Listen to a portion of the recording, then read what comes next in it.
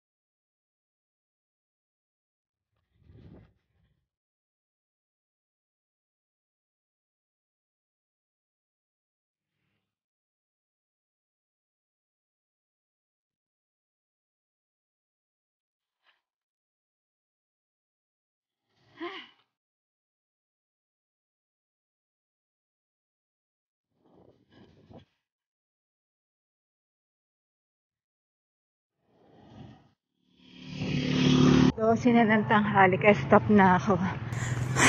Nakailang ikot lang ako, sobrang init kasi. Tapos kagigising lang. Pero malaga nakapag-practice na ako. Ulit sa Minimart, magpa-load, tsaka may bibilhin.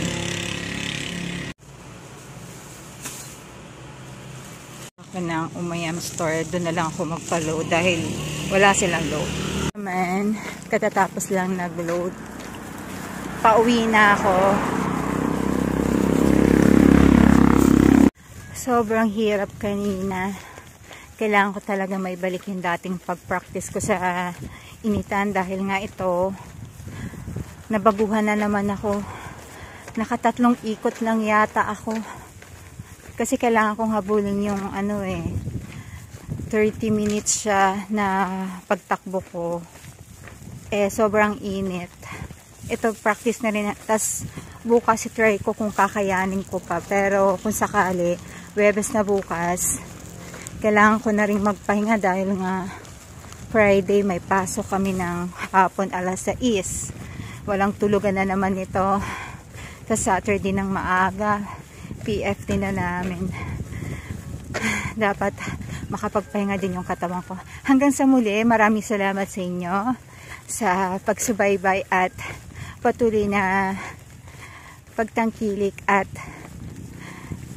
pagsama sa aking mga lakad at pagsasanay.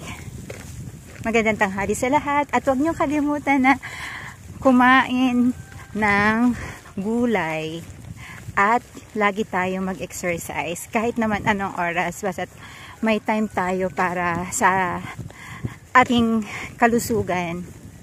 Hanggang sa muli. Namaste! So, hinihintay na ako. Hi, baby! Hinihintay ako. Gutom na. Ayan, gusto na kumain. Halika na, bebe. Oras ay 12:19 p.m. na. Bali, after nito makapag-rest, kailangan ko na rin mag-lunch. Bali, ang ulam ko, gulay.